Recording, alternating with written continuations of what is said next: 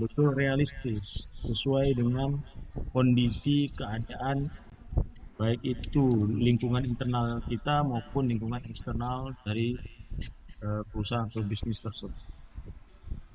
Ya, jangan muluk-muluk ingin menjadi nomor satu tapi nggak punya sumber daya yang cukup.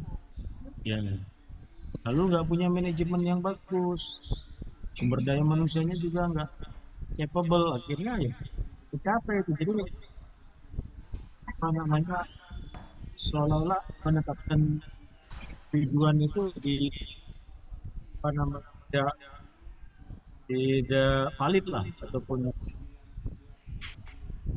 serampangan aja. Akhirnya ya, orang bilang tidak realistis lah Anda menetapkan tujuan.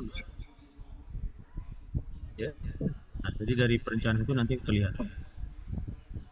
Yang ketiga adalah kita bisa mengkomunikasikan ya tujuan, visi dan misi dari organisasi ataupun perusahaan tersebut dengan melakukan perencanaan.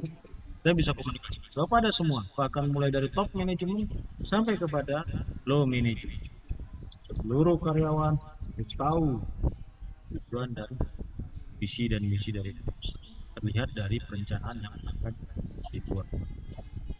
Dan yang ketiga dari perencanaan strategi, yang keempat dari perencanaan strategi, willing, rasa memiliki dari para seluruh stakeholder, mulai dari usaha sampai kepada karyawan, pimpinan, ada rasa memiliki. Perencanaan strategi muncul, ini A, B, C, D. Oh, si A nanti kalau dia berhasil meningkatkan produksi, dia akan mendapatkan kenaikan pangkat, misalnya, kenaikan jabatan.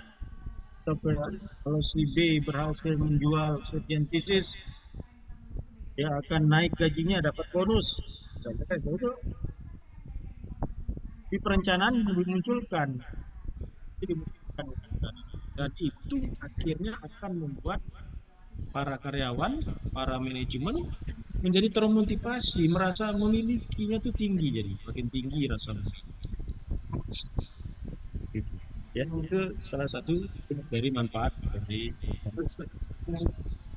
Yang kelima adalah semakin efektifnya sumber daya, daya gunanya sumber daya itu muncul kelihatan di situ. Di perencanaan strategis si A, job desk-nya seperti ini, ya pekerjaannya ini, jabatannya ini, tujuannya ini. Dia harus menjual 1000 pieces. Oh, dia harus menjual tercapai targetnya 1000 pieces. Misalnya seperti itu. Oh, si A dengan si B levelnya sama, tidak bisa saling perintah, tetapi bisa saling berinteraksi. Atasannya siapa? Jelas sumber daya. Ya.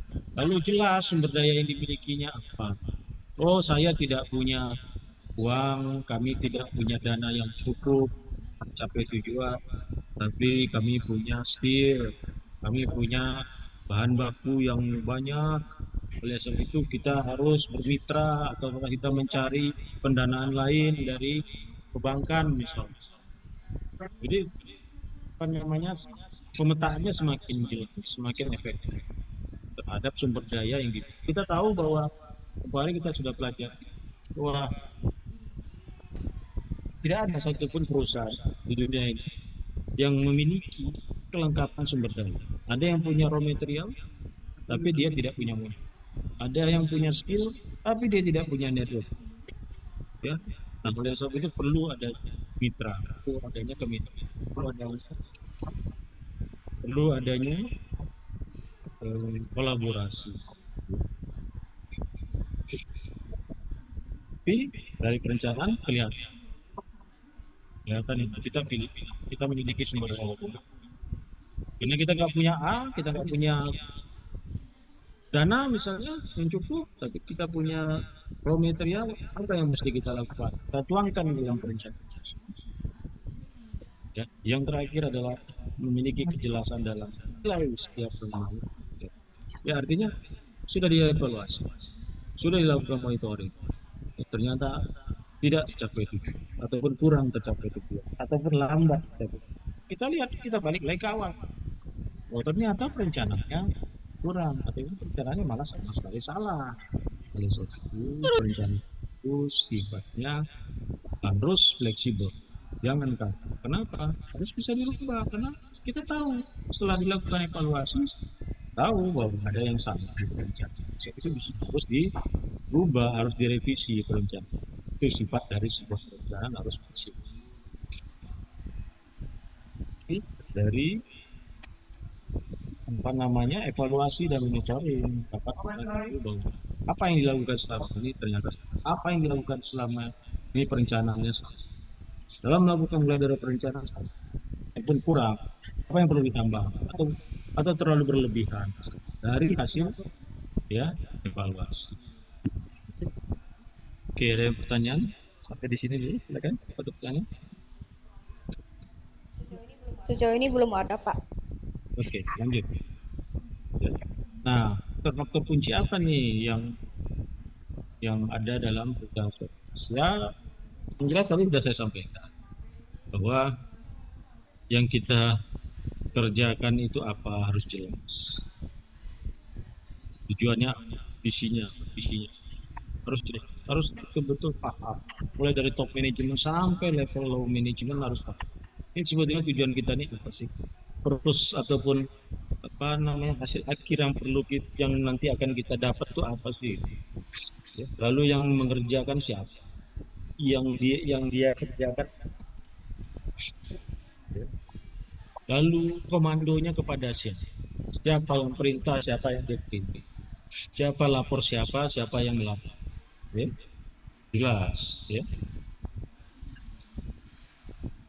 Untuk apa sih kita bekerja seperti produksi sekian banyak untuk apa?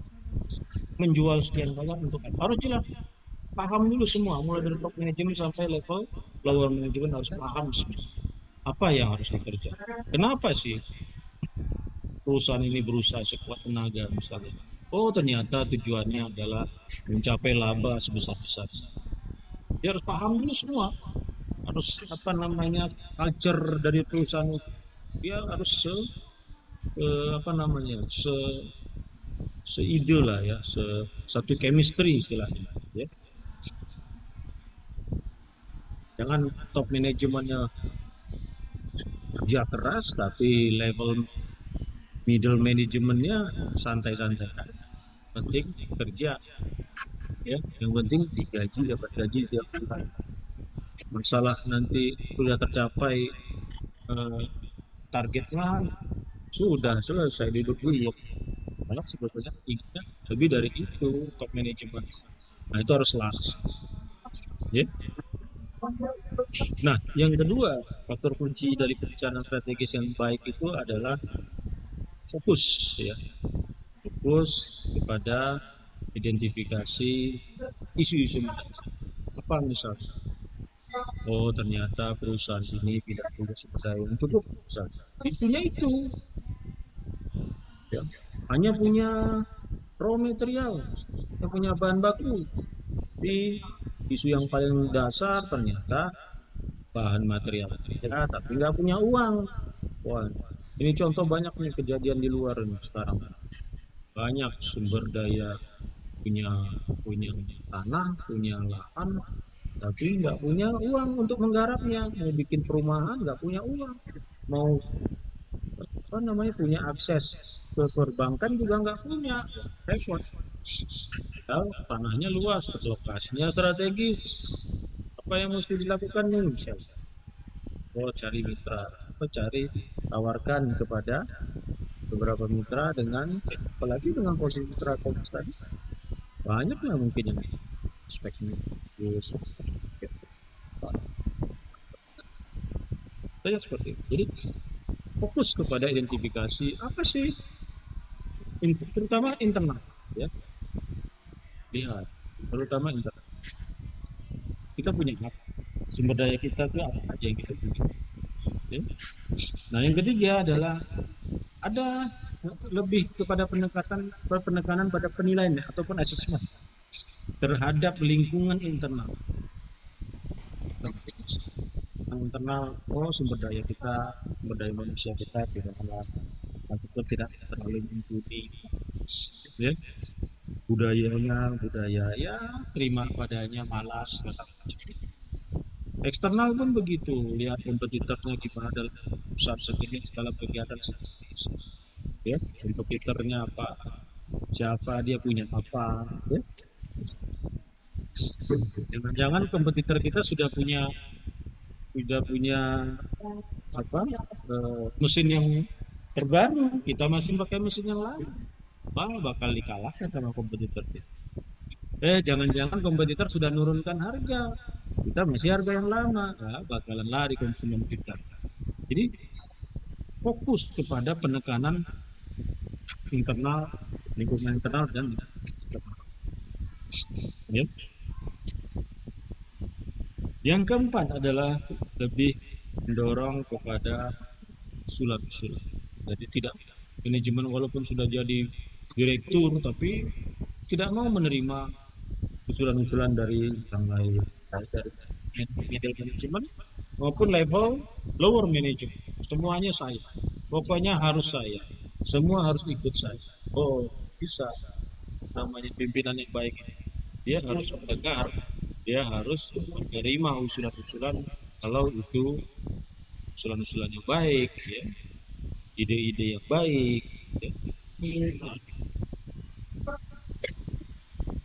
oke, nah yang kelima adalah berorientasi kepada action, pada tindakan.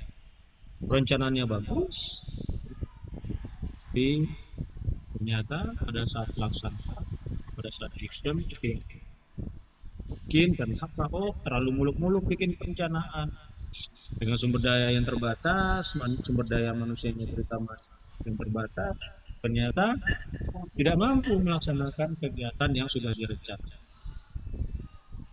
Oke, Oke, ada pertanyaan silakan. Tidak ada.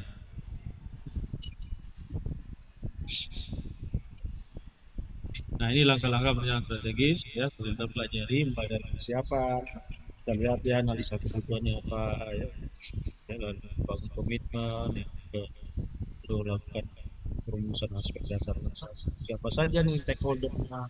Stakeholder siapa stakeholder? Stakeholder itu apa sih? Ada yang tahu stakeholder itu apa? Orang ketiga. Ya, Pihak. siapa aja tuh stakeholder?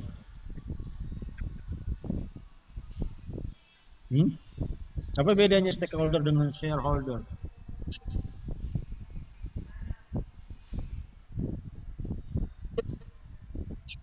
Shareholder, stakeholder, belakangnya sama-sama holder. Apa bedanya atau sama kan?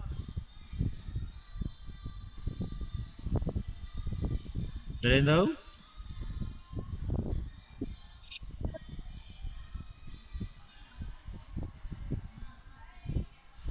Shareholder itu pemegang saham. Kalau stakeholder siapa? Yang memiliki kepentingan terhadap perusahaan. Mulai kemarin sudah kita bahas tuh, internal dan eksternal, ya, sampai kepada masyarakatnya, konsumennya, pemerintahan, ya. Harus jelas siapa nih stakeholder, apa sih keinginan stakeholder. Ada pengen dia bangun pengen bangun pabrik tapi ternyata masyarakatnya nggak suka ada pabrik di sana, demo, berhenti produksi, kira bangkrut, udah keluar biaya investasi besar-besar tapi tahu-tahu tidak dianalisa dulu stakeholdernya siapa, masyarakatnya seneng nggak, pemerintah bagaimana, peraturan-peraturan yang ada di situ, perbajakannya gimana, apakah masuk dalam lingkungan yang bagus atau tidak. Jadi harus jelas, ya. Gitu. Nah, begitulah selanjutnya terus, ya.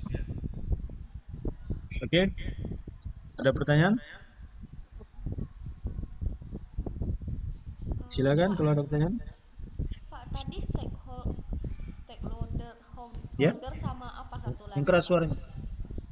Ya, apa tuh? Halo? Yang Ya, stakeholder sama satu lagi apa tadi Pak? Kurang kedengaran Pak. shareholder. Share, Oh, share, chair kursi ya Pak. shareholder. Share, share. Share itu pembagian, pemegang. Share, membagi. Oh oke Pak, makasih Pak. Share, shareholder. Shareholder itu pemegang saham. Ya. Oke, ada lagi pertanyaan? Tolong Kristi di foto ya, Zoom kita ya. Kirim ke saya ya. Oke Pak.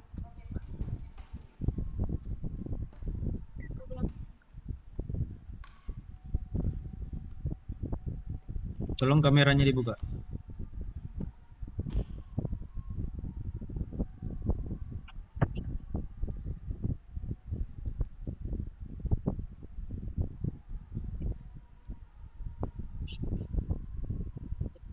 Ya, cukup.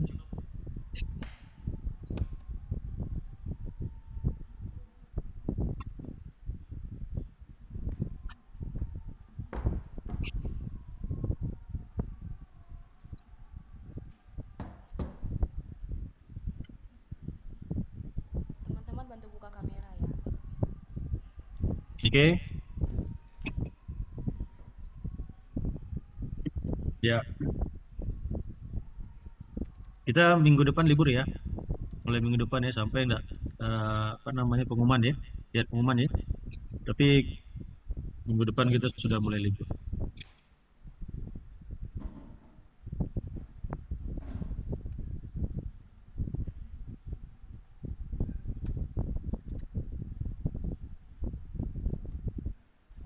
Oke, sudah.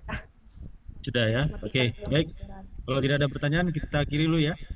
Saya kebetulan sedang dalam perjalanan. Oke. Baik, terima kasih. Ya, sampai ketemu ya. Selamat malam. Oke. Malam, Pak. Terima kasih, Pak. Thank you, Pak. Oke, thank you. Ya. Bye.